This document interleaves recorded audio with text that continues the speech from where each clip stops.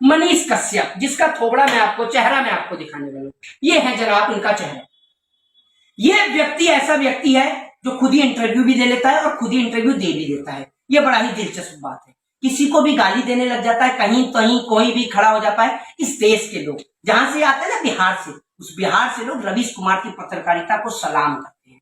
ये तो जनाब जो है अमीश देवगन, ये भैया ऐसे हैं, ये तो अपने टीवी चैनल पर पता नहीं क्यों बीजेपी के प्रवक्ताओं को बुलाते हैं। आप तो जनाब बीजेपी के प्रवक्ता से कम है ही नहीं। आपको जरूरत क्या है प्रवक्ता को बुलाने की बीजेपी के? आप तो सारा काम स्वयं कर देते हैं। आप नमस्कार, जय हिंद, जय भारत, वंदे मातरम। मैं मोहित शर्मा। आज चर्चा देश के अंदर उन लोगों के ऊपर जो लोग इस देश के अंदर 24 घंटे कॉन्सेप्ट चलाते हैं हिंदू मुसलमान का, जो लोग इस देश के अंदर शिक्षा पे बात नहीं करते हैं, महंगाई पे, बेरोजगारी पे बात नहीं करते हैं, जिन लोगों के अंदर दम नहीं है सरकार से सवाल करने का, जिन लोगों के अंदर दम नहीं है प्रधानमंत्री से पूछने का कि कहां है 2 करोड़ रोजगार, कहां है 100 स्मार्ट सिटी और कहां है आपकी बुलेट ट्रेन। आज बात करेंगे गोदी मीडिया के उन तमाम पत्रकारों की, और मैंने नाम भी लिखे हैं, कुछ के नाम मैं यहाँ पर लिख पाया हूं, सबके नहीं लिख पाया, लेकिन जिनके भी लिखे हैं वो जो लोग हैं वो आपके घरों तक पहुंच जाते हैं। शाम को 7 बजे पहुंचे, 8 बजे पहुंचे, 9 बजे पहुंचे, लेकिन ये लोग आपके टेलीविजन चैनल पर दस्तक जरूर देते हैं। इस लिस्ट में सबसे पहला नाम है सुधीर चौधरी, यानी ब्लैक एंड व्हाइट करने वाले और तिहाड़ी पत्रकार सुधीर चौधरी। इसमें दूसरे नंबर के पत्रकार का नाम आता है अर्नब गोस्वामी। फिर आते हैं इसमें आपके सुरेश चौहान के। वन बाय वन करके सब नफरती पत्रकारों पे आज आपके सामने चर्चा करेंगे। फिर आते हैं आपके अमीश देवगन, कुछ लोग इन्हें गुल्लू भी कह देते हैं। फिर आती है आपकी अंजना ओम कश्यप, फिर आती है आपकी रूबिका लियाकत, और फिर आते हैं आपके दीपक चौरसिया, हालांकि अभी दिखाई नहीं दे रहे हैं। फिर आती है आपकी चित्रा त्रिपाठी, और अब इस लिस्ट में शामिल भी हो चुके हैं आपके सोशल मीडिया के भी कुछ पत्रकार। इसमें से एक का नाम है मनीष कश्यप। इसको आप लोग अक्सर देखते होंगे सोशल मीडिया पर। ये सिर्फ भ्रम फैलाने का काम करता है, कभी सच्चाई को लेकर, ईमानदारी को लेकर, कभी सरकार से सवाल पूछने का दम ये अपने अंदर नहीं रखता है। अब बात करते हैं सबसे पहले इस पत्रकार यानी सुधीर चौधरी की। मुझे लगता है कि सुधीर चौधरी को डर लग रहा है कि जिस तरीके से मोदी सरकार के सबसे बड़े सपोर्टर अडानी साहब के ऊपर हिंडनबर्ग की एक रिपोर्ट ने अडानी साहब को हिलाकर रख दिया है, तो मुझे लगता है कि गोदी मीडिया के पत्रकार अब लाइन पर आने शुरू हो गए हैं। ये सुधीर चौधरी साहब पठान फिल्म देखने के लिए जाते हैं, और पठान फिल्म देख के आने के बाद इनका तो बर्ताव ही अलग होता है।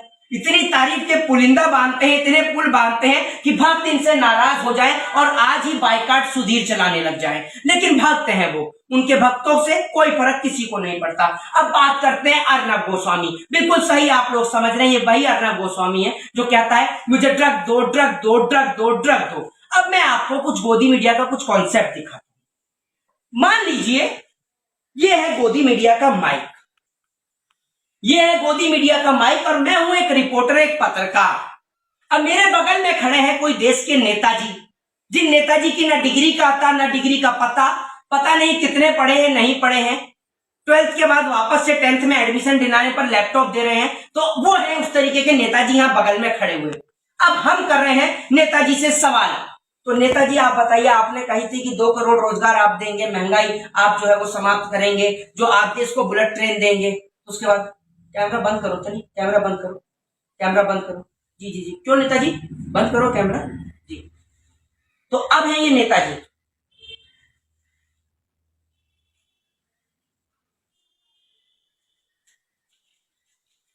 ये लो, और बकचोदी थोड़ा कम करो, समझे? जी जी जी जी नेताजी।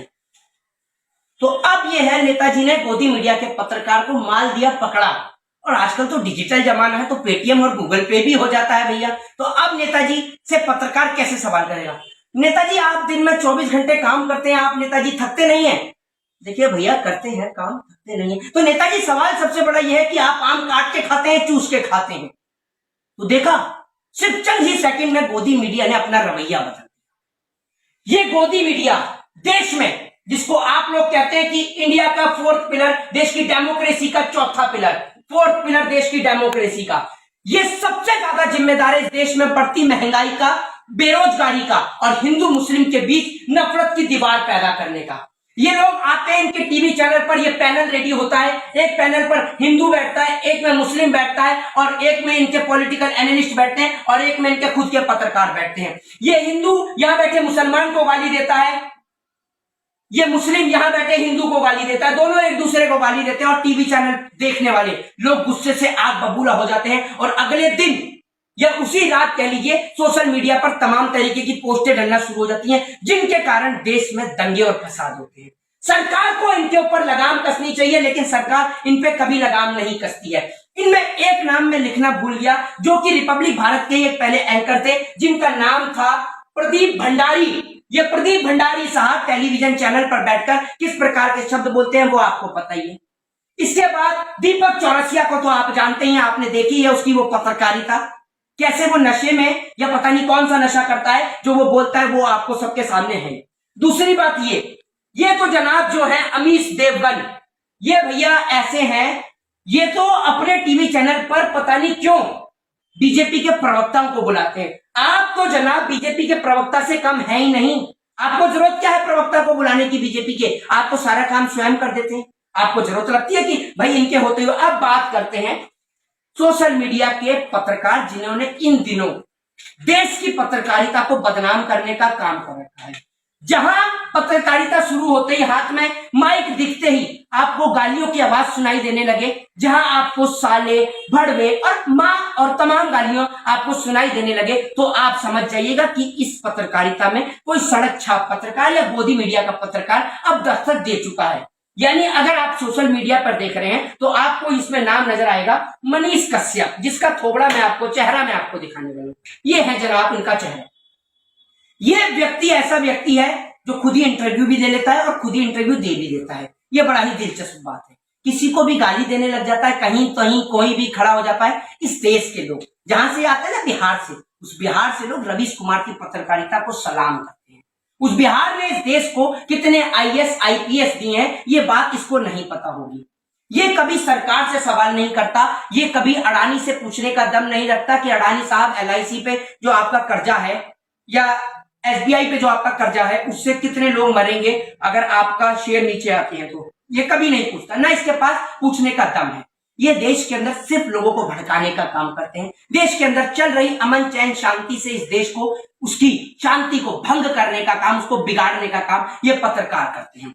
इस पत्रकार का चेहरा देख लीजिए। कुछ ही दिनों में सोशल मीडिया पर गांव ग्राम में घूम घूम के गरीब लोगों को पकड़कर उनकी गरीबी का मजाक और उपहास उड़ाकर मदद के नाम पर इसने कितना फेम कमा लिया है आप जानते हैं। कई जगह इसकी ऐसी रिलाई हुई है कि दोबारा जाने की हिम्मत नहीं करता। कभी किसी पुलिस के छोटे बेचारे अधिकारी पुलिस ऑफिसर को पकड़ता, अरे तुझे इतना ही पुलिस ऑफिसर को पकड़ने का शौक है तो जाकर उनको पकड़ना जिनके अंडर ये पुलिस ऑफिसर है, यानी इस देश के नेताओं को पकड़ और पूछ, क्योंकि एक पुलिस ऑफिसर ईमानदारी के साथ अपनी जान पर खेलकर एक क्रिमिनल को पकड़ कर लाता है और उसके बाद नेताजी का फोन आता है कि ये तो हमारा आदमी है, इसको छोड़ दीजिए। पुलिस ऑफिसर के ऊपर क्या बीतती है कभी तूने पूछ के देखा है क्या? इनको क्या पता होगा, ये संघी पत्रकार है, इनका एजेंडा फिक्स है। ये कह रहा था किसी में हिम्मत हो, इसमें इतना सेंस ऑफ ह्यूमर नहीं है कि आप एक पत्रकारिता का एक ढंग होता है, एक अदब होता है।